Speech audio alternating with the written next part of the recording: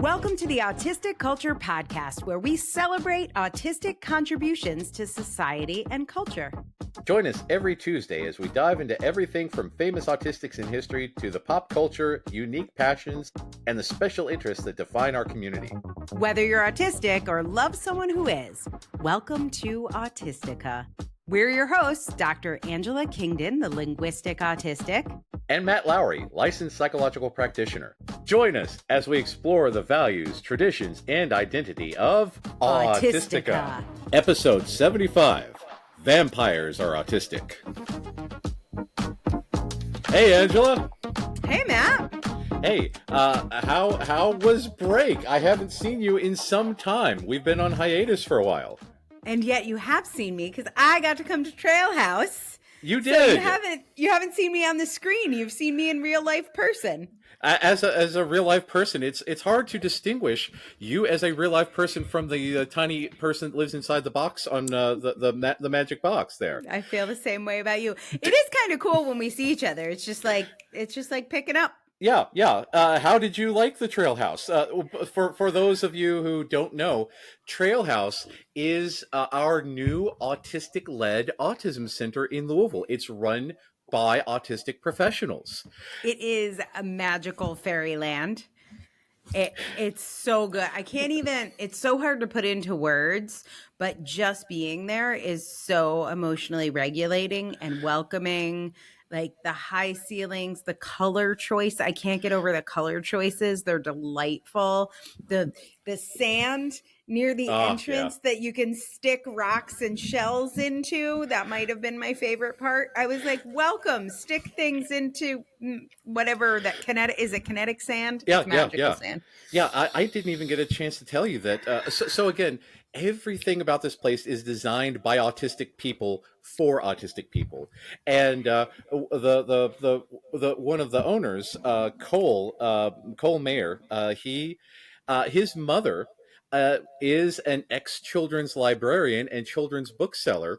And she curated the library that's on site because she says, you need this 107 books, so I will get them for you. So she I was the first thing I noticed. So you walk in the door and it looks like you're in a library, which, as we have discussed, see Lemony Snicket for details. Like, this is our safe place. And that whole back wall was books. And my first thought was, I will sit here and read each and every one. That was not what was available time-wise, but I was very excited. When my son was there, Mary Mayer, who is the mastermind behind all this, she said to my son, "What books would you like to read?" And he thought for a minute. He said, "Peppa Pig book." And she went over to the shelf and she said, "Well, we've got these 10 Peppa Pig books." He took all 10, set them in a stack, set them on a little bench, read every single one of them cover to cover, and he was just delighted. He had a great time because this is the way. This is the way. Yeah, everything about that place, though, is this is the way, which actually is a good segue. We have a new, for season 3, which is very exciting. We're at our 75th episode, and we have a new listener-demanded tagline for our podcast. Oh, do we? Yeah, so we launched as the Autistic Culture Podcast, Great Minds Think Different, and now we are the Autistic Culture Podcast, This is the Way. By listener request. By listener request. So thank you if you were one of the 9,000 people who told me that should be our tagline. We got you. And get the merch. Absolutely. Yes. Mm-hmm. That's awesome. Cheers. Cheers to that. And so many good things coming for season 3. Great episodes lined up.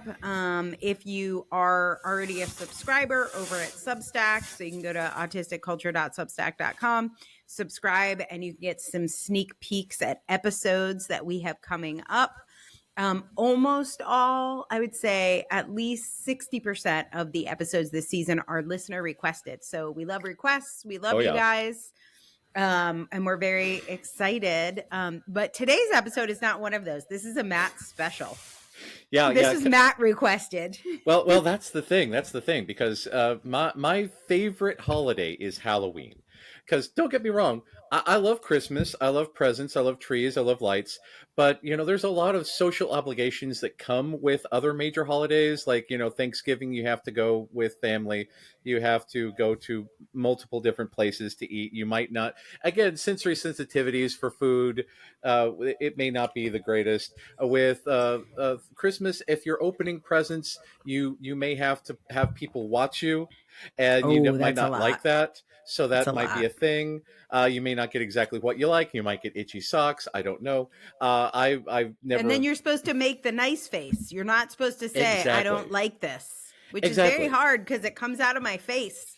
Even if Yeah, my mouth doesn't say it, my eyes seem to say it. it just Woo. oozes out, and that is problematic. But Halloween. Oh, Halloween is a day when you dress up and you scare people and they reward you with candy, and you listen to spooky songs and you do the monster mash. You do the And monster mash. exactly. And that's the thing, because we are recording this so that you listeners can hear it in Halloween time. We are going to be having a Halloween party at Trail House, and hopefully, people will be listening to this. And we are going to cover one of the a big thing for us today, Das Vampir, the vampire. Das Vampir. I like it. I like it. So wait, if you are listening to this the second it drops, it is October 29th. Is there still time to come to the Trail House There Halloween is. party? Yeah, check out trailhouse.org and see who is contact Mary Mayer, Mary at trailhouse.org, and get everything set up, because we are going to have a Halloween party on Thursday the 31st. So Excellent. So if you are in Kentucky, don't sleep on this. If you are not in Kentucky, we hope this podcast episode will be your own Halloween party with us. So welcome to the party. it's going to be great, and again, I want to share my love of Halloween with you all, which is why we're launching around Halloween, and it's going to be great. And we're going to talk about some interesting facts about vampires. For instance, I figured that this would be an interesting fact that you may or may not know the answer to. Why do vampires hate garlic? As an Italian person, this seems like that might be up your alley. This could be a trivia question that the people at home might know the answer to and are shouting right now. Well, But stay tuned. We are going to reveal this at the end of the episode. it's a fascinating. Why do vampires hate garlic? Yes. Why do I mean? Okay. Yeah. Historically speaking, there is an answer. There is an answer. Yeah, and that's the thing. I assumed it's because it makes them not vampires or something, but okay, we're gonna find out. You have to listen to the whole episode. It's all about trying to ice skate uphill, but no, that's Blade, we're good. Yeah, but yeah, we're going to talk about all of these aspects of vampire folklore and why they actually exist, and how a lot of these traits are autistic traits. And there's a very, very good chance that a lot of autistic people actually inspired legit vampire folklore, because we have a lot of these traits. So, you know what? We got this as a request, and I don't have it on the schedule yet for this season, but somebody requested we do an episode on the Salem witch trials. Oh, that's a good one. Yeah. Well, the question was, were the Salem witches actually autistic? I mean, And honestly, so yeah. I was like, I don't know. I haven't done the research. I don't know. If you have research you want to share with me, go over to autistic-culturepodcast.com and share it. I love it when people send in research and I use it and it happens. But Yay, research. I wonder if it's the same thing. I wonder if like vampires, that whole like the mythology of the folklore of vampires is like it was the neighborhood autistic person. Like, they're so weird. They must be exactly from another planet, perhaps. Yeah, because there's a lot of these traits, and we're going to go down a whole list of traits and talk about this. Because first of all, of course, one of the most notable is immortality, and vampires. Wait, are autistic people immortal? Well, think about it. I mean, how many listeners have been carded long after they needed to be carded? There's an interesting thing about autistic people is that we look That's really young. true. I look really young. Yeah, Look at yeah, how young I look. yeah. When I shave my beard, I have a very much a baby face, and it's Wow. very interesting because there's so many autistic people out there who look way younger than they seem, or than their chronological age. We tend to act younger and older at the same time, which is a whole thing about vampire mythology. Because if you're bitten as a child, you're a much older soul. Well, undead. For instance, like oh God, what's the name of the kid from Interview with the Vampire? Oh God, Not Haley Joel oh crap, Osment. she, The girl? Kirsten Dunst. Kirsten Yeah, Dunst. okay, yeah, who's now an adult, but yeah. Yes. Oh man, the people online are screaming it at us right now, but we are in the past, and therefore you all are in the future, and we can't hear you. Also, podcasts don't work that way. That you don't have microphones. So, but Correct. anyway, You're doing really good, Matt. You're figuring this medium out 75 episodes in. Exactly. Yeah, I'm almost there. But so this is a thing about vampires because and about autistic people, because we as children are often perceived as more mature than otherwise, because we're like, hey, you shouldn't do that. You shouldn't be touching that light. They told you not to touch that light. Don't touch the light. I only wanted to be friends with adults because kids Exactly. were so untrustworthy. But like my parents' friends thought I was adorable, and I had so many fun facts for them that they thought were captivating. They enjoyed my fun facts. Exactly. So. We are friends with the janitor and the librarians, and we'll like, I'll help you teach the class. No, I really don't need that, but I will help you. You are my friend. I can't be your friend. In 5th grade, I think I was probably so annoying, but I didn't know this. In 5th grade, my 5th grade teacher kicked me out of class. I was sent to be the assistant teacher to the special education teacher, and I got credit for 5th grade by teaching the special ed kids. Of course. Yeah, that's what it was called. I didn't name it. That's the way it goes. Every day I'd go to work, but it was really 5th grade. And I think my teacher's like, this girl's so annoying, I have to get her out of my class. She has to like chime in on all of my teaching inaccuracies. Yeah. But they presented it like it was a promotion. They're like, instead of 5th grade, how about you cut out triangles with kids downstairs? I was like, yes, I will go downstairs. They are my people. Yeah, I am finally, my talents are finally being put to use. I'm glad you noticed, fellow adults. How we get abused in the workplace, but anyway. Exactly. And so this is a thing. We are ageless. We are timeless. People have no idea how old we actually are, because I with the exception of my gray beard, I'm 45. I may look 20. I play with Ninja Turtles. Who knows? It's one of those things. It's not just the Ninja Turtles, Matt. I've been to the house. There's a lot of toys, and they aren't all Emmett's. Emmett wishes he had all my toys. Yeah. Okay. So we've got vague immortality. This is probably one of the biggest ones. Vampires are well known for having intense senses. And of course, as are we. Vampires apparently have a great sense of smell. They can see in the dark. A great sense of taste, because all the blood thing. Of course, our sensory sensitivities. It's there. We can hear a pin drop. We can hear all these things. And again, if you're in the Middle Ages and there's this one person who says, "Oh yeah, there's a wolf out there," I don't hear the wolf. What do you mean you can't hear the wolf? It's right out there. We should probably lock the door because, I don't know, wolves. They say, oh, hey, that's very weird that you can hear that and you can see that.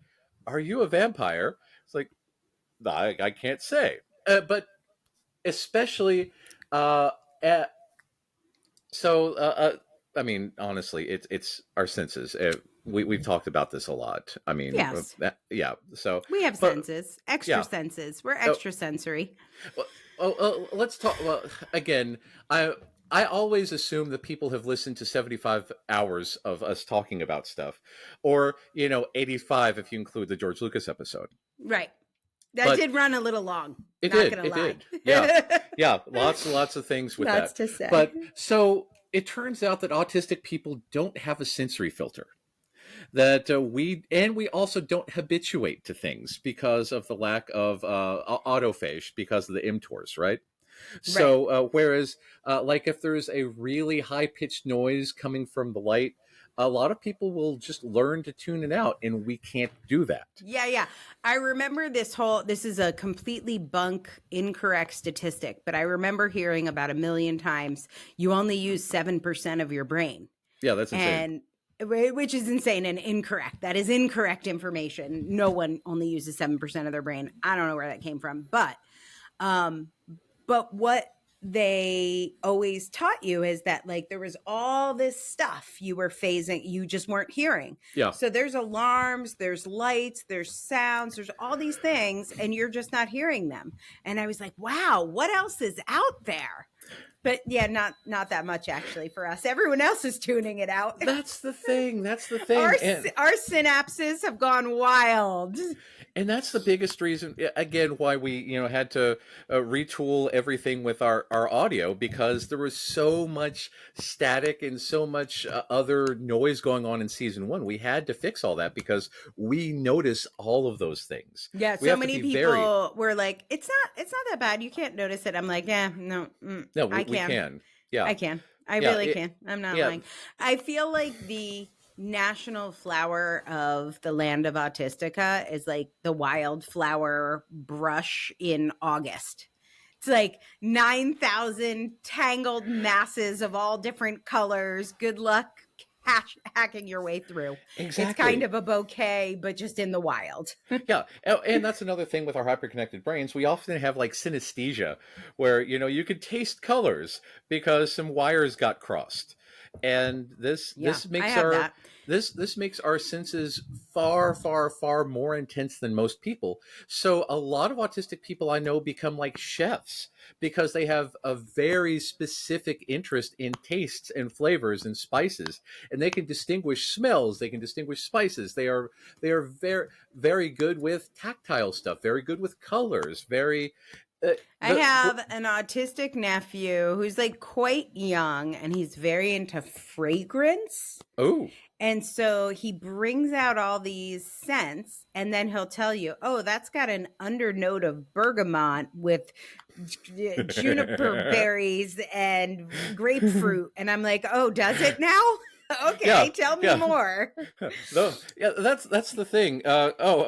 So Kim and I, over the weekend, went to this place in Cincinnati called Jungle Gyms. Have you heard of this place?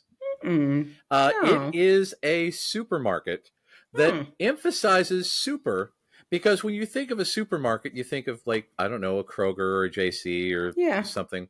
This place is this gigantic warehouse that actually has one of the original Disneyland monorails outside, because they buy ridiculous things to put into this place. They have food from all over the world and spices from all over the world and meats. You can buy kangaroo meat here because you can buy just about anything edible. And I came this close to buying an Egyptian hookah just because I could. Right. Yeah, and then because you're like, no, where I else am I going to buy a hookah? Right. But Egypt. Yeah, Egypt exactly. Is another option. So I bought some Mexican Coca-Cola, which that's the best. That is the only Coca-Cola. I'm a yes. I did not know that there was this much of a difference between American Coca-Cola and Mexican Coca-Cola. I may never drink American Coca-Cola again. No, give me some of that sweet HO Mexico. Mexico. Honest to God, Mexico gets the best stuff with that. So we just did Podcast Movement. Hello, if I saw you at Podcast Movement. I did a great little neurodivergent meetup, which was fun. So met a lot of neurodivergent podcasters. I love you all.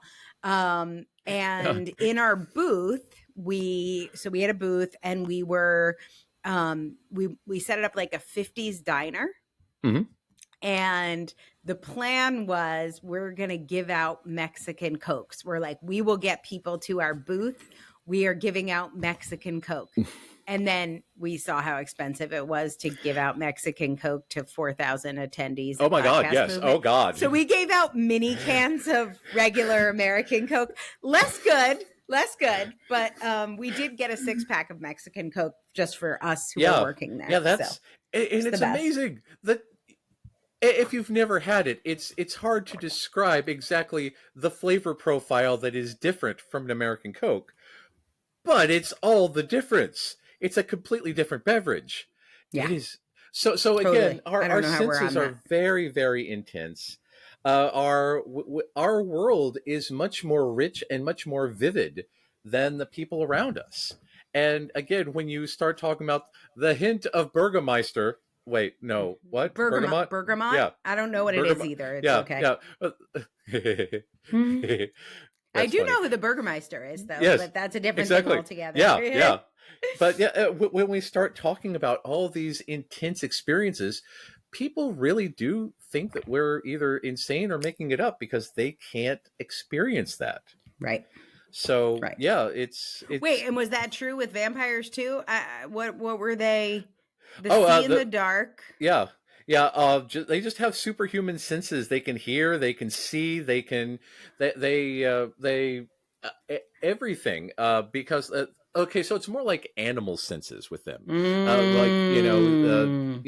having of the wolf hearing or bat echolocation and being able to transform into all of these animals, which is another okay, we'll go to that next, but that's the thing. Vampires apparently can hear you coming from a mile away and disappear into the shadows, because again, if you're at home and you hear somebody knock at your door, you're going to disappear to the shadows because this is the way. I haven't answered my door to anyone that I didn't expect in years because you can't make me. And unless it's an Amazon truck, a UPS truck, a FedEx truck, or the mail lady, I'm not going to answer that door. I don't know you. I didn't ask you to be here. No, go away. I will lurk from the shadows. I'll lurk from behind a curtain. I'll put on my cape, and I also have fangs. So you do have fangs. Do you know we get a lot of listener mail about your fangs? Do you get listener mail about your fangs? Yeah. I did not. Oh, no. People have feelings about your fangs. People want to talk to me about it. Yeah. I don't talk back about it. I know better. Yeah, they're natural things. I didn't sharpen them or anything. I've actually had to go to a dentist to have them dulled because they were poking holes in my lips. No. So I've actually had to have them sanded down to make them less sharp because I apparently have vampire DNA. But then were you like, don't go too crazy? I like a little. Exactly. Yeah, I like a little. Did you? I like a little bite, but yeah. I like a little. Just like don't get too. I don't want a flat tooth or anything. My bottom canines were really sharp, but it's one of those things. But I'm glad that you listeners and presumably watchers noticed. So people notice. People are jealous. People have so many feelings about you, Matt. They don't have feelings about me. They want you to be their dad. They want your teeth. They have so many feelings about Matt Lowry. Yeah. I don't know. Do you think you may be a vampire? Is it possible? I would not doubt it. So my son also has fangs. It's one reason why I will never need a DNA test because he's got all that. But I also burst into flame in sunlight. Because I am a cross between the sparkly kind and the kind that just burns. So I feel like we should take a little break. You should get a glass of blood and see if you enjoy drinking it. You can report back after the break. Yes, how was your little blood snack? So indeed, we'll see you after this. If you're anything like me, online quizzes might be your guilty pleasure. That's why I am so excited to announce the Autistic Culture Quiz. It's fast, it's fun, and it's pretty to look at. But best of all, it might just change how you see yourself. Take it right now at bit.ly/autistic-culture-quiz. If you've ever felt like you just get autistic culture, but you don't know how to explain it, this quiz will help you explain autism from a non-medical perspective. Each question is based on one of the 10 pillars of autistic culture. Take the quiz now and improve your cultural competency. It's totally free, Just go to bit.ly/autistic culture quiz. And autistic culture quiz is all one word, all lowercase. This is the way.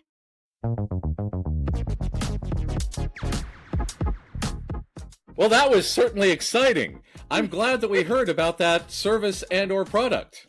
Matt's. Okay. How was the blood? Oh, delicious. It hit the spot. And okay, so let's go there next. Why do vampires drink blood? Because it's believed that it is related to hemophilia. And there might be some sort of deficiency in old school medical stuff where you might have been anemic, you might have been hemophiliac, you might have had an iron disorder where you needed the iron from blood to survive.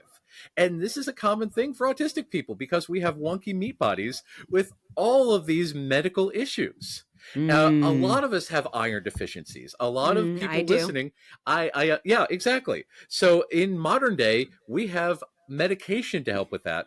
But how did you take care of that back in the day where you just looked super pale and may have burst into flame in the sunlight? Right. You had to drink some sort of blood, likely animal blood, but that's how people treated it back in the day. No, really? Yes. That made so much sense. Yeah. Wow. And again, back in the day, like blood pudding, when you slaughtered your own animals, it's so you rich had in iron. Yeah, you had an abundance of blood, and that was the way you get a healthy glow. And if you didn't have that healthy glow, you looked really pale. And a lot of Eastern European autistic people were probably very pale. We can't say that for worldwide autistics, but since vampires originated with Eastern European folk, well, there's vampires from all over the world, but we're going to focus here for right now for just anyway. But yeah, if you're really pale due to anemia or due to an iron deficiency or due to other mineral issues, you might have had POTS back in the day and needed some salt and needed something to and vampires apparently needed salt too. So wow, that is mind-blowing. I feel like we're getting dangerously close to the answer to the garlic trivia question, but stay tuned. We're not giving that away yet. It's going to be interesting. But yeah, it turns out that there may have been a lot of historical medical issues that were responsible for vampire myths. And we tend to have just about every one of those medical issues. Fascinating. I know we get a lot of people with weird unexplained medical phenomenon, and I didn't know this. I found it out later, but my son had an issue where he had super low platelets. Like everyone was really, really alarmed. Yes. I was anemic, and then they tested my platelets, and I had super low platelets. And then I was like having a conversation with my dad, and he's like, "Oh yeah, I always have really low platelets. They're usually like right around 100, and I think it's supposed to be a lot more than that." Yeah. So I have like really I forget what the anemia marker is, but it's like I think it's supposed to be like 15 and mine is 11, and then I think platelets are supposed to be like 200 or 300 and mine are like 100, and turns out same thing with my dad and my kid. Yeah. And therefore, vampires. Back in the day, and so some of the other conditions that vampires have that we might encounter are the porphyria, which makes one super sensitive to sunlight. Pellagra, a disease that thins the skin, and of course tuberculosis back in the day, because if you're wasting away, then that could be a problem. Yeah. Huh. So interesting. Yeah, so there's lots and lots of things there. And, the thin skin one is interesting. I wonder if there's any EDS crossover there. That's a thing, because if you have again, I'm a little stretchy myself. If you were easily bruised, or if you were easily hurt, if you were easily torn, that could be a sign that you were gaunt. And again, there wasn't a lot of medical awareness back in the day, which leads to our next point.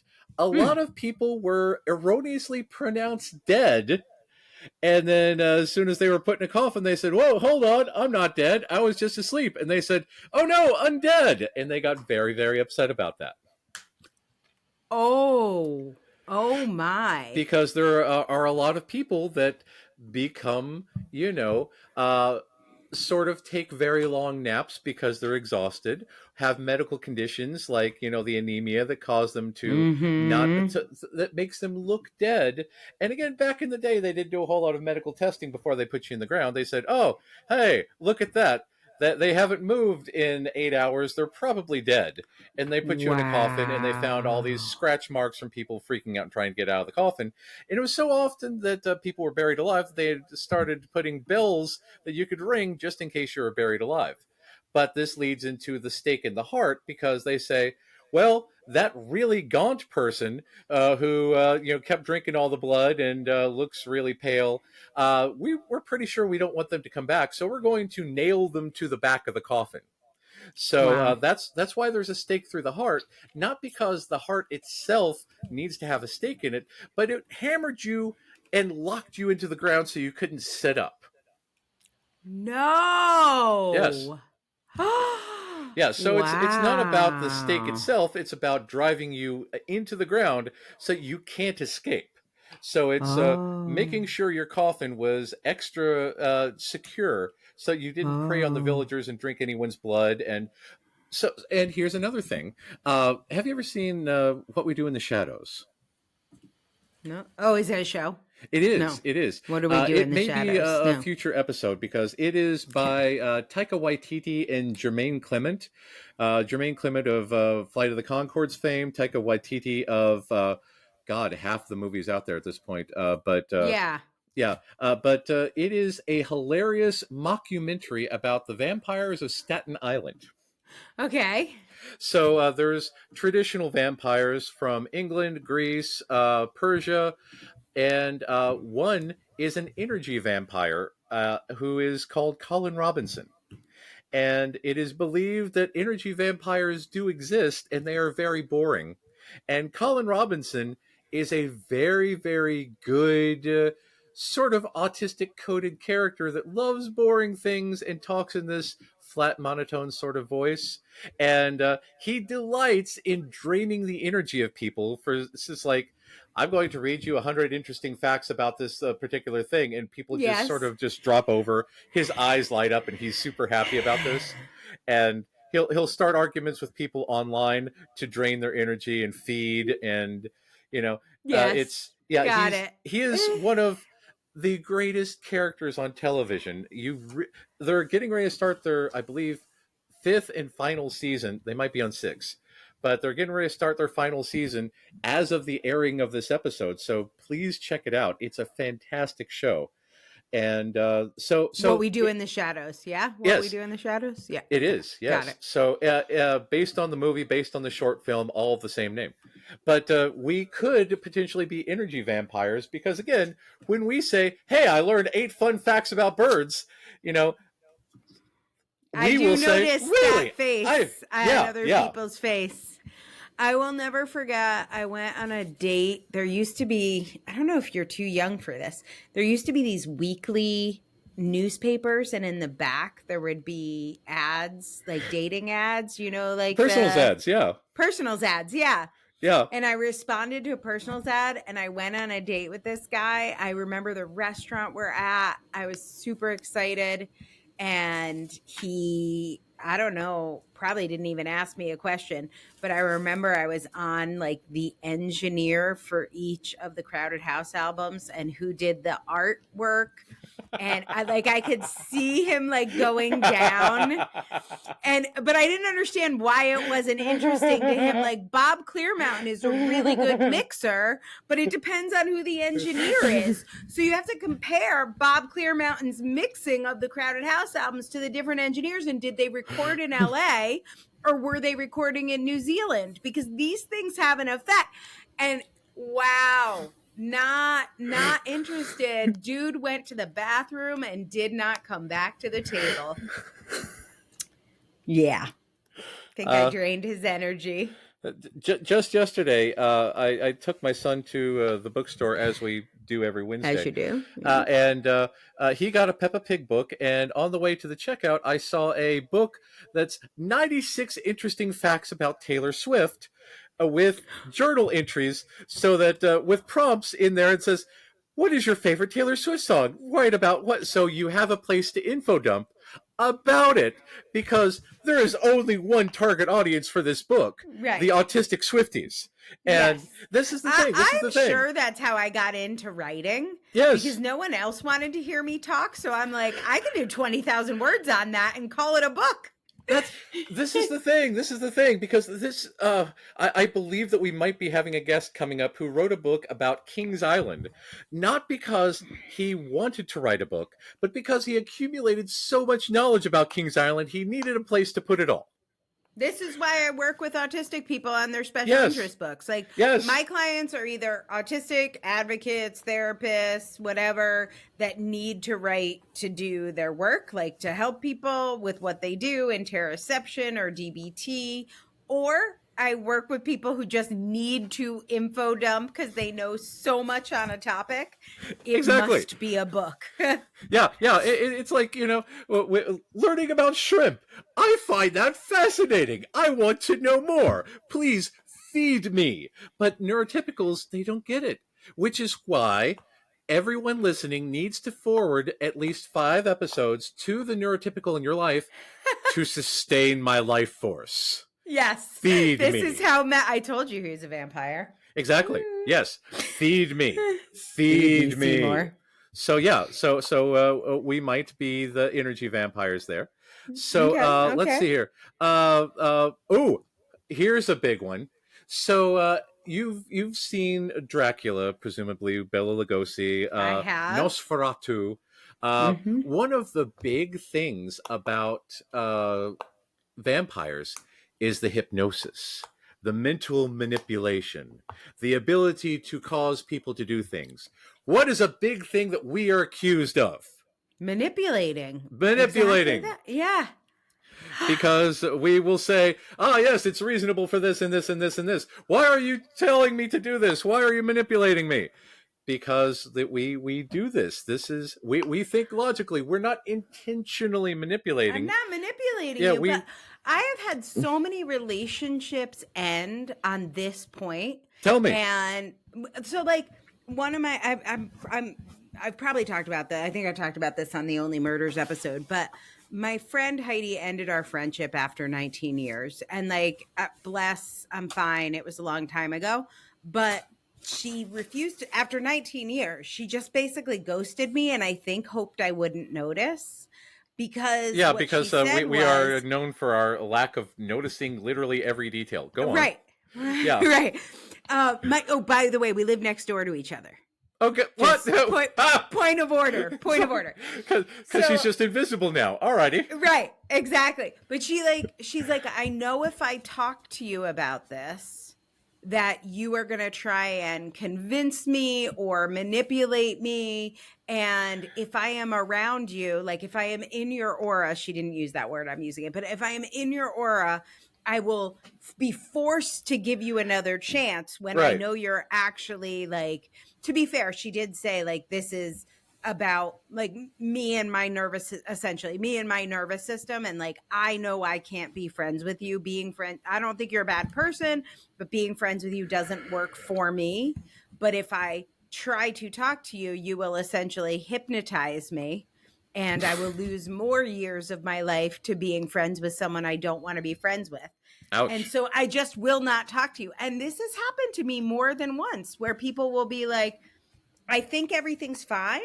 Yeah. I think they've never said anything indicating our relationship is not fine. And then they won't talk to me. And when I finally like badger them enough, the reason is like, I basically thought you were going to hypnotize me and force me to do something against my will. Yeah. And I'm like, by providing facts. That's the thing. I have heard in the past from people, because again, there are a lot of people out there who do not like us for being energy vampires or being very specific or having a collection of Ninja Turtles or what have you.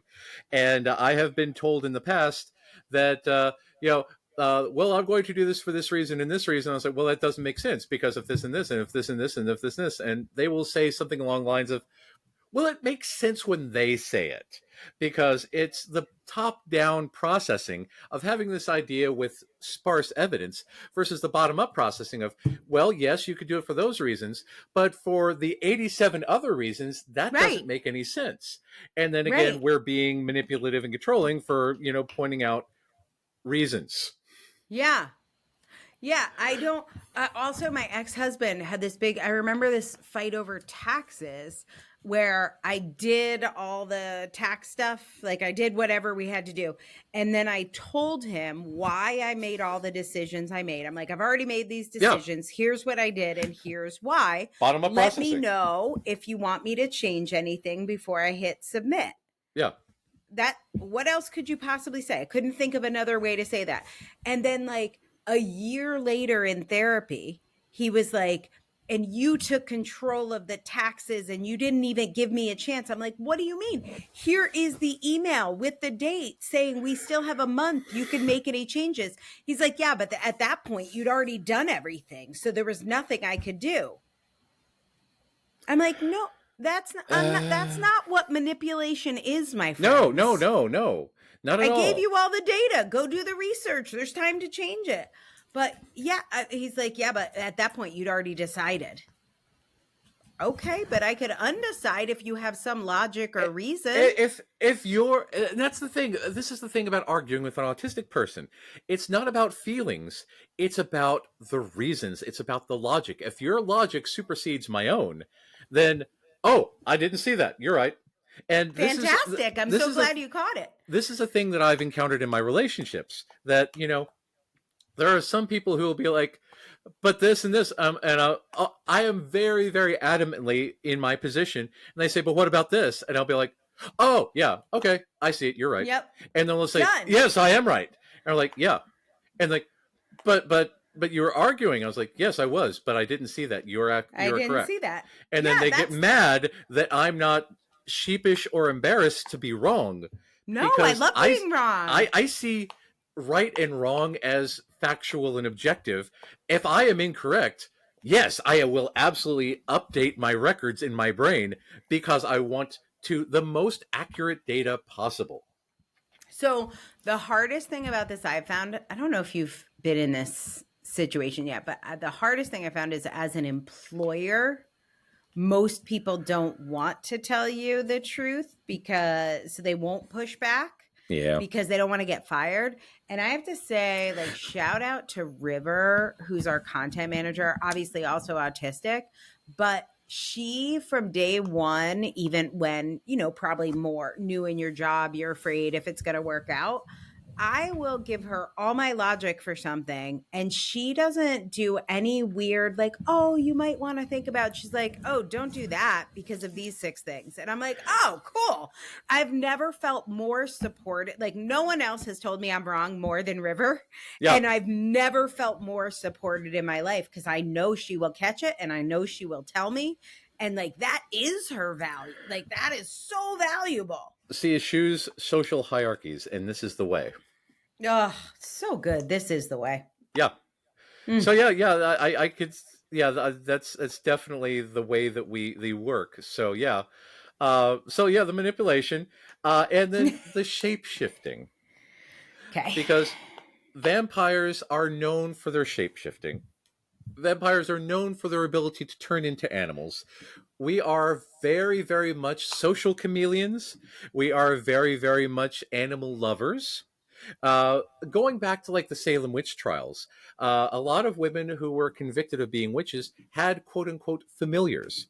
Because you know who loves cats and ravens? Some autistic people. How many... write in the comments, do you have a cat and or a raven? Or a fascination with ravens or crows? Ravens, crows, wolves, all of these things. These are our people. Yeah. If you're a corvid enthusiast, you're probably one of us.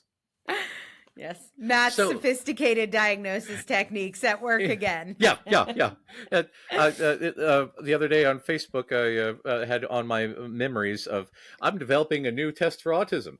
It involves asking, "How do you feel today?" And if the person responds with a 27-minute lecture about Roblox, they're autistic. So Yeah. yes. That's excellent. Perfect. Yeah, but yeah, that's the thing. We are often animal enthusiasts. We often have animals accompany us, and we are often very peaceful with animals in the woods. One of the neat things about Trail House, our autistic-led autism center, is that there are tame deer that walk the grounds and ask for head pats.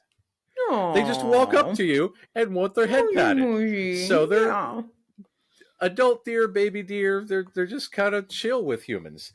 And we often bond well with animals, especially like horses, because we vibe with animals. We deal with the body language rather than the spoken language. We can feel that.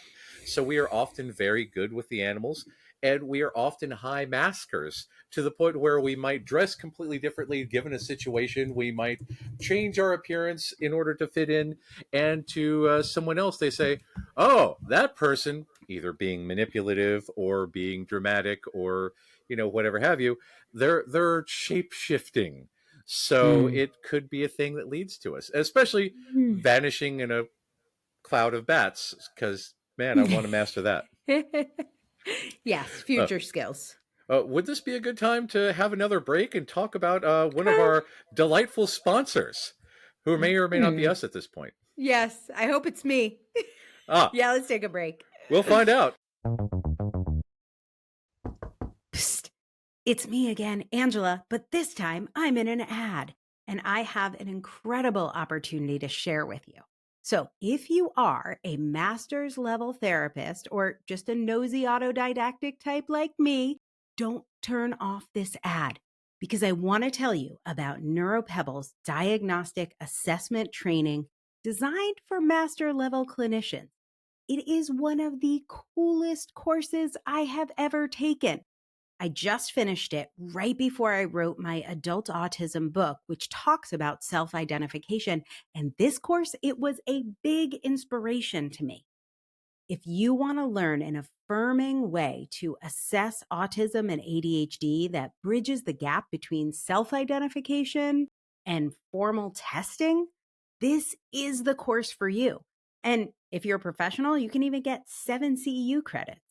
It's affordable, it's practical, and if autism diagnosis is your special interest or if it's your job, it is so chock full of information and resources. Go to bit.ly/neuropebble to learn more. That's bit.ly/neuropebble. And neuropebble is all one word, all lowercase.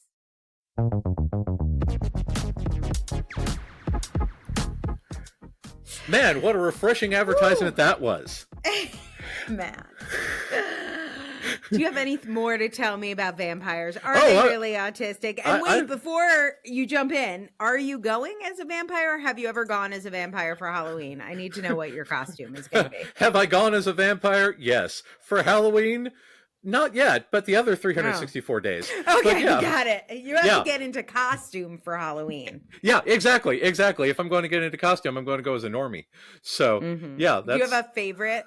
Do you have a favorite costume through the years? Oh man, well I've got a really really nice Jedi costume, but this year I am going to go as the Beast because we've got a Beauty and the Beast. Yeah, you have a beauty. I thought it'd be great for the kids to dress as Lumiere and Cogsworth, but no, my son's doing as Michelangelo, the Ninja Turtle. So it's yeah.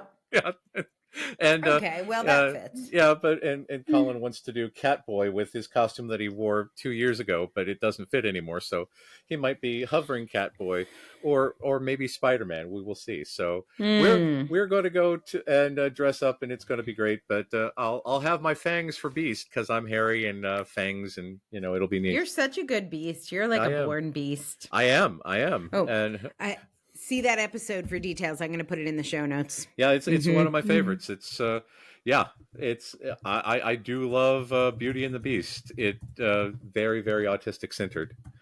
By the way, I mentioned you have a beauty, but what I did not mention is while we were on hiatus, Matt, you got engaged. This is She true. locked that down. She locked it did. down. Fancy Mickey ring and everything. So it's some good times. So life has been evolving. It's pretty neat. And it has been the summer of evolving for sure. She is actually an avid podcast fan, so she will be hearing this at some point. So hi, Kim. Yes. And it'll be awkward if we're in the car together because I'll be like, hi, Kim, hi, Kim, hi, Kim. And wait, did she listen to season 1 where every episode is like, Matt is single. If you know someone who meets this description. She actually did. And she listened to all the podcast episodes. And yeah. There's a guy on Instagram who's a big D&Der. I know he's autistic. I don't know if he knows he's autistic, but I do because I use our diagnostic criteria from the Matt and Angela Diagnostic Manual, Volume 1. But anyway, he put up a billboard, and I think his name is Dave. Have you seen this guy? I have not. It went super viral, and the billboard was like, hey, I'm Dave, I'm single, and I have the best part was he's in West Philly, and it was I have normal hobby. Like Dave likes cats, and Dave has normal hobbies. And normal hobbies. Yeah. The normal amount of human hobbies. So he says, want to go on a date with Dave. Dave cooks. Dave has normal hobbies. Dave owns a cat pictured. Dave bought a billboard. All very normal. And then when you go Dave speaks in the third person, as Dave speaks in the third person about Dave. And then on Dave's website, he explains his obsession with Dungeons and Dragons and other autistic hobbies, and cats. Also, that all I think part of hobbies, the website is written from the perspective of his cat. I'm pretty sure. That's fantastic. Yes. So listen, fan-tastic. That's fantastic. He puts up a billboard and goes viral. Why didn't season 1 go viral? Literally, it worked. Yeah. Start a podcast, find a fiance. Yeah, this is the way. Yeah, and it worked because put it all out there, and on the first date, she was like, "So I was listening to episode 12, and it's like." Oh, which one is 12 again? Oh, okay, yeah. And that's the one where at the 23-minute mark you cough. Exactly. And that's when I was like, oh, you get it. And here we are. Tell me more about vampires, Matt. Well, that actually leads into a thing about so vampires, traditionally speaking, can be very suave or very grotesque. It doesn't seem like there's any wiggle room except for what we do in the shadows, where they can be both at the same time. Thank you, Laszlo. So one of the interesting things about like the brides of Dracula is that a lot of vampires seem to be poly. And that seems to be a thing for a lot of autistic people. Because a lot of bisexuality, a lot of polyamory, a lot of non-traditional relationships. Because from a historical perspective, again, vampires are considered to be anti-Christian, where you put up the cross and all of a sudden they're repulsed by anything that is good and pure, which leads to the mirror thing, but we'll get to that. But traditionally, vampires are repelled by good, quote-unquote, normal Christian values. So a lot of this stuff with polyamory, with sexual deviance, with all of this other stuff see our kink episode. Exactly. Could be a part of, neurodivergence and not adhering to strict social norms, because they say, oh yeah, I haven't seen you in church this week. Are you a vampire?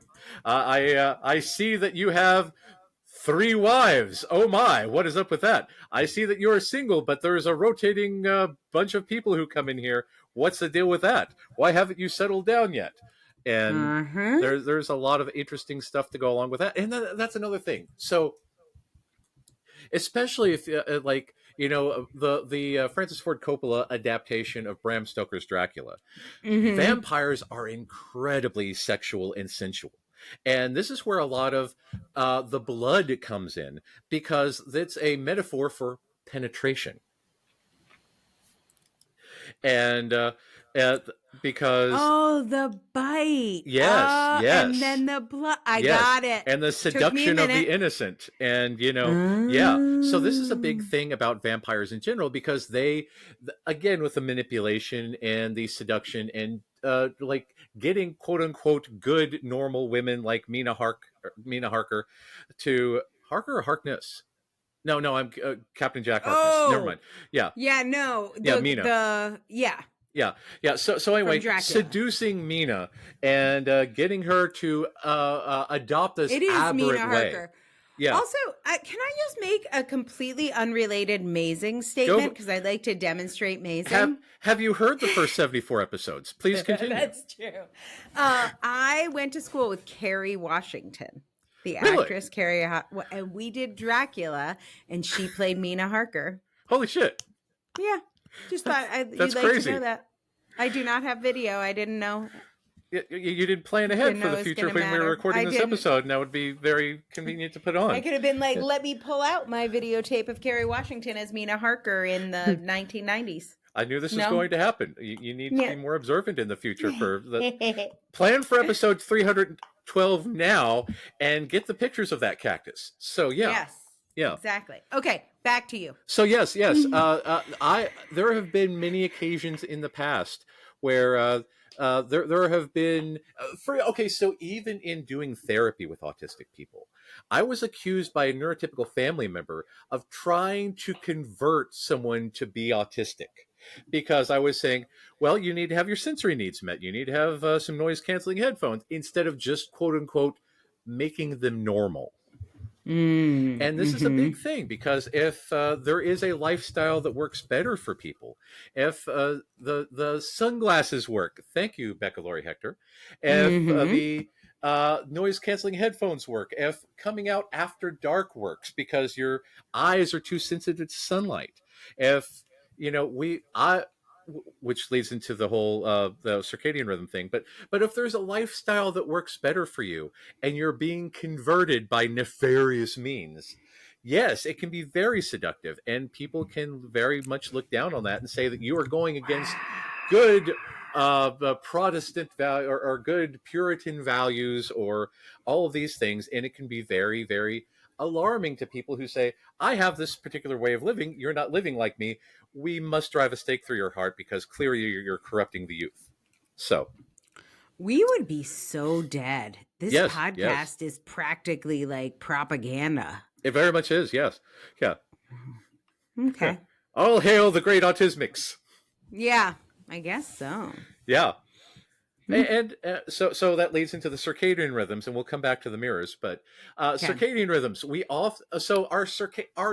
our sleep wake cycles are called circadian rhythms, and they are Is governed. that what they are? I They, might not have enough of the rhythm. So I kind of okay, too white, can't dance. so this is the thing. So a little teeny tiny part of your brain called the suprachiasmatic nucleus, the SCN, is responsible for your sleep wake cycle, and it's determined by what we call Zeitgebers. And these Zeitgebers are external cues to maintain our sleep wake cycle. But because our autistic brains don't do that, we often have really funky sleep wake cycles. And rather than like the sun rising being the primary Zeitgeber for neurotypicals, we have electric lights. We're by candlelight. We might really, really enjoy the peace of the night, because nobody's up and bothering us, because the world is quiet, because all you hear are like the rain crows at night. We Mm-hmm. really, really like the quiet and the solitude of night.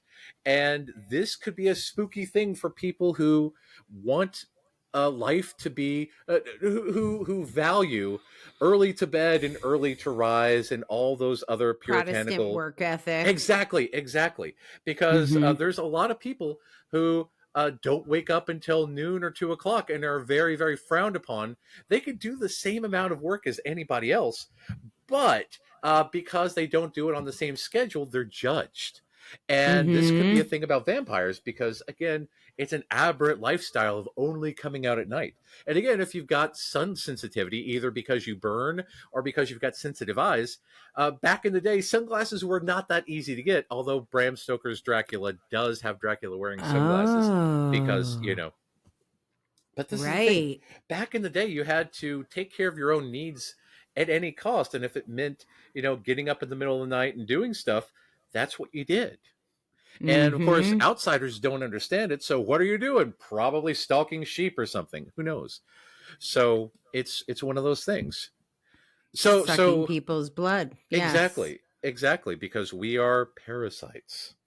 But It's so funny. I remember like all I don't even know if this was from TV or from my family, but the idea of the like eccentric people. yeah, yeah, And it wasn't a bad thing. It wasn't like a super bad thing, but it was like, oh, that's an except. Like Michael Jackson, I remember yeah. like when he got the monkey or something, and they're like, oh, he's very eccentric. And Eccentric I means weird remember, with money. right, okay, Yeah, maybe that's what it is. But I yeah. remember thinking when they would say that, like I knew it wasn't a thing that you were supposed to want to be, but I was like, I hope and pray when I grow up I can be eccentric. Well, it's like Nicolas Cage, man. Nicolas Cage's He's life is a real eccentric. life movie. Yeah, he has a pyramid to be buried in, and he recently returned a dinosaur skull to Mongolia because it was illegally There's, gotten. Yeah, yeah. exactly. So, like, that's an exciting life. I like that. I want a house filled with. I like the Addams family. The Addams family gives zero shits about the world around them. They do what works for them, and they're Right. happy as all get out. They're a very functional family unit. They support each other. It's goals. Gomez and Yeah. Morticia are the healthiest relationship on TV, especially for like the time, because like in the 1960s, you got like like the honeymooners, light domestic violence, as one Basically, does. I mean, even Lucille Ball, the I Love Lucy show, it's a Yeah, hard to watch. it is. It is. It's Gomez and not Morticia great. were very much attracted to each other. They were boning on a regular basis and For sure. often in front of the camera. So Right. yeah, they really, really dug each other. They really support each other. It was probably the healthiest relationship on TV, especially at the time. And So eccentrics have permission to do that. yes, Like if you're yes, eccentric, you could like break these norms. So I do think like some of it there's capitalism in there yeah, because if you're rich enough, you're allowed to be eccentric. But I yeah. also think most of these eccentric people are actually just autistic people with a different word. Exactly. Because again, that's the way that we work. When I'm buying a house, it's big clock house because it's a big clock. So yeah, we'll have to put pictures on the site once everything's Hopefully done. there But will yeah, be a house. Don't jinx this. That's like exactly. getting a Yeah, tattoo of Kim's name. Don't do that exactly. either. Yeah, yeah. Forehead tattoo with that and a clock. Yeah, No. And a we'll do it. clock. Yeah, Yeah. exactly. Because You're not allowed. yeah. But that's Okay. yeah. So let's go on to mirrors. So the Mirrors. reason that vampires cannot see their own reflection is because back in the day, mirrors were coated with silver. And that's what caused the reflection, silver. And it was believed that silver was too pure for vampires because, again, vampires were anti-Christian and Hmm. immoral and impure, and therefore the silver would not show the reflection because it was too pure. So, in Hmm. theory, modern vampires could be caught on film or video or whatever because it doesn't use, which, again, if you watch What We Do in the Shadows, the canonical reason why you can watch a documentary about vampires because they don't use silver, they just use modern videography equipment. But this is a big thing for us because I have been noted on more than one occasion that I did not look in a mirror before I left the house because it does not occur to me that I need to say, oh, yes, my hair is perfectly straight and a tie that I don't wear is tight, and I might have a stain on my shirt because those are not things that I notice or care about. So Right. we might not be the best mirror lookers or maintain that sort of explanation of uh, human appropriateness, because we Mm-hmm. just don't really care. Okay, I like And it. I see where you went with that. All yeah, right. and so here's a big one. And uh my first exposure to vampires came from that arcane vampire show, Sesame Street. Okay. I Count know what von you're Count. talking about. Yes. One One. bat. And the reason that Oh. the Count is a vampire is because of a thing called erythromania. Oh, wait, what? Huh? What's Yes, happening? it is a compulsion to count things, which is a Oh. vampire trait. And because of ecologia, we often have compulsions to count, like steps that we're walking. We have compulsions to, count license plates, or the number of red cars. One red car, two One red red card. cars. And this is a common thing for us, because that's how our brains work. And if you're walking up and down the steps, you might walk up and down the steps and count the steps up and the steps down. Be very conscious of where you're walking. Be very conscious of how many steps it takes from get to one place to another. And vampire lore says that if you drop like toothpicks or matches or rice, a vampire will be compelled to count each and every one of these. There's a great German vampire movie. Oh man, I can't remember. The the vampire's therapist. It's a movie in German about a vampire who seeks out Sigmund Freud for therapy because he's, Yeah. quote, bad at self-reflection. Oh, I love that. It's And got Sopranos vibes. and Love it. it's very much every time somebody, the vampire is continually vexed because the humans, because they realize he's a vampire, will throw things at him, and he has to stop, and he's like, and he has to stop and count everything because he's just compelled to do it because of erythromania. But this can be a common thing for us, especially autistic kids, because in my own experience with my kids, there are many times when the kid will stop in the middle of the road and say, "I have to count the number of blocks there." It's like, well, we don't really have time for that. I have to count the blocks, and here we are, because it's a structured thing about our world, and it's just one of those things, and it's kind of neat. So yeah, there's a lot of stuff in vampire lore that directly links to us, and it really makes me think that we might not have the superhuman strength, although okay, so there's this movie. Oh God, what is about the rock climbing? Ah, man, I can't remember. I was just talking Not about the this. guy who cuts his arm off. No. That one? That's 127 hours. Huh. Oh man, That's hold my on. rock climbing movie. It's Let's. like seared in my brain. It's a very traumatic response just from the trailer. I didn't get past that. But there is another rock climbing movie, apparently, The Descent. We might Or have is it to a free solo. scary- It's free solo. Oh, that isn't that the one where he jumps though? Isn't that the cliff diving? No. Isn't no. This. So Okay. the movie Free Solo is about this. It's a documentary about this autistic dude who takes ridiculous risks rock climbing because he is in such a monotropic focus. He doesn't feel pain because all that is in front of him is the climb. And his girlfriend is very much worried that he's going to die. His family is very much worried that he's going to die. He needs to climb because of the monotropic focus. And he talks about how he doesn't feel pain. He doesn't use the word monotropic focus because that's a clinical term that we use here. But he describes the monotropic focus and how he doesn't feel pain when he's in the flow state. And that can be a common thing for us because if we're not paying attention to the world around us, we might run into things and get bruised and get cut, and we might have a broken bone and we don't notice it because we are otherwise focused. And to an outsider, that might appear to be superhuman strength. We might not know our own strength and accidentally break things or lift things or throw things because we are in a state of emotional overload.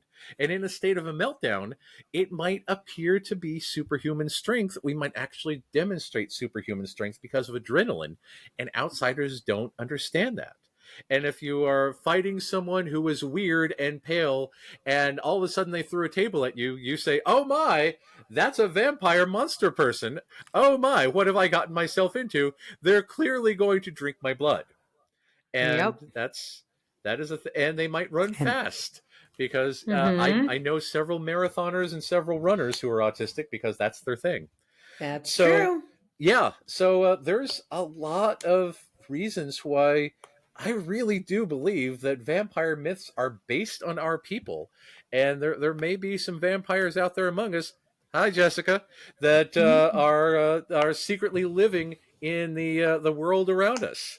So Now that the community of vampires in New Orleans, like whenever you go to New yes, Orleans, they tell you there's like a bunch of people there that are vampire. It all now it hits different. they're probably autistic. So yeah, They're probably just autistic, and they're yeah, like, "We will live as our people," and I maybe make fun of them, and I take it back. If you're one of the vampire people of New Orleans, I get you now. yeah. Reach out to us, and Yes, exactly. We'll you have can you as tell a us. guest. You can tell us whether or not you like garlic. Oh, is it time to get the It is answer to the time trivia question? because I personally love garlic and I can't get enough of it. But Hold on. I'm going to take my guess. The reason, but first of all, it's such a weird question because I am actually allergic to garlic and I am Italian. So I'm my own perspective is because now I think maybe I'm a vampire. the greatest curse for an Italian is to be turned into a vampire. It is. It's very sad. So crosses everywhere, garlic everywhere. Yeah. Yeah. I have very this is gonna sound like I'm lying, and also write in if this is you. But it's happened to my sisters, so I know it's just not just me. When I have a lot of garlic, it feels like I'm literally stoned on cannabis. I get Fascinating. super high. I have like a weird like stoned reaction to garlic, so I can't have it. I'm slightly envious of that because It's very weird. If I can get high on garlic bread, oh my god, I would overdose. Yeah. So okay, I guess the answer is because it smells bad, and then people stay away from them. So sensory sensitivities is your guess. Yeah. And that's not a bad guess. And again, for autistic people, that could very well be a thing because there are lots of autistic people who might have sensory sensitivities to the taste, to the smell, to everything. For sure. Garlic is not for, if you're like a safe foods person, it is very rarely a safe food, I think, for most of us. It can be very overpowering, especially given the different varieties, given the potency, given all this stuff. However, back in the day, garlic was considered to be antibacterial, and it prevented disease. And because vampires were considered diseased and spreaders of disease, a clove of garlic a day kept a vampire away.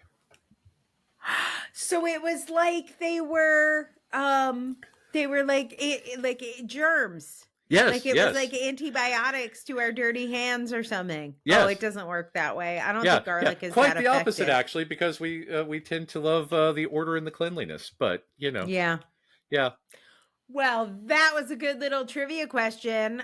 You guys, we're gonna be sharing trivia questions on all of our episodes. We would love to hear if you got it right. We're gonna give you a whole hour to. Don't look it up. Don't cheat. We're not testing Google. We're testing you.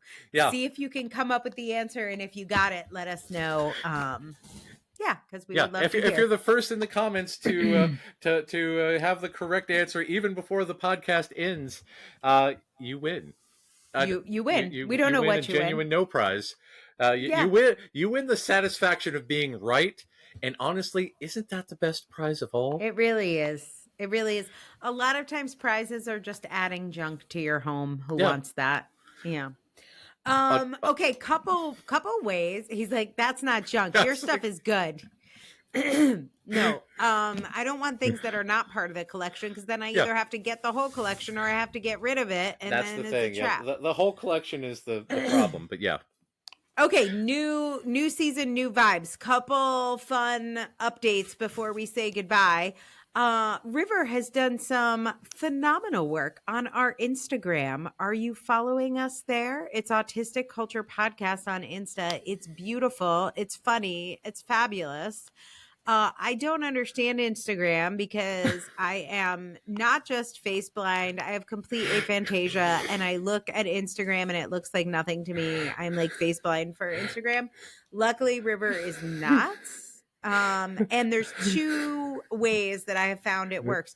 You can read our feed, which is cool, but you should look at what she curates in the stories. So you have to like go to those stories because she's got some great resources and good stuff in there.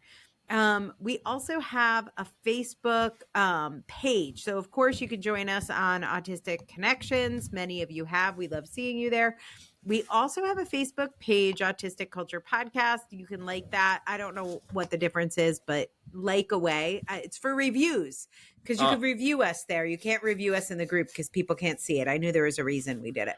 Well, you can scream a lot. It's just so it may not be direct to us. Yes, at least, exactly. So leave us a review on Facebook if you haven't done that yet. Join or like the Facebook page. And you can also, when you post about our episodes, you can either tag our Facebook page or you can tag our Instagram. And we would love that. We would love you even more if you told people about our episodes.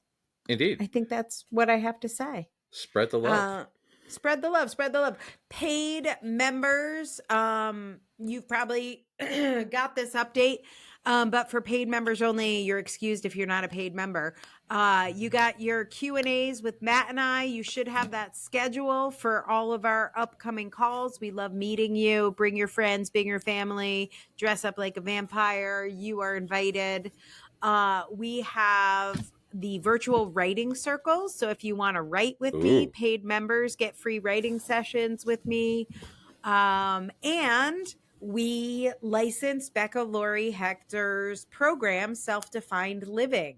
So if you want to know what your equivalent of sunglasses are to bring, if you are a paid member, that program is $347. Becoming a paid member is $8 a month. And you get that program.